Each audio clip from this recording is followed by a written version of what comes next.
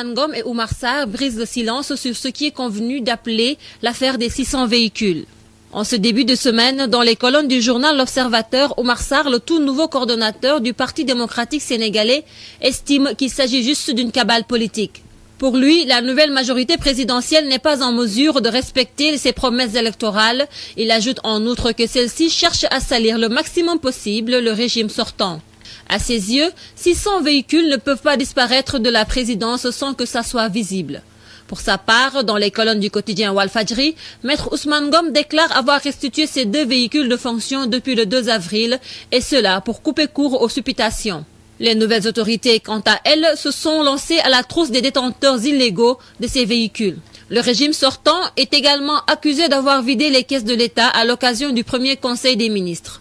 Des accusations que réfutent les 2 acolytes du PDS. Pour Oumar Sarr, le nouveau régime doit davantage regarder dans les caisses de l'État.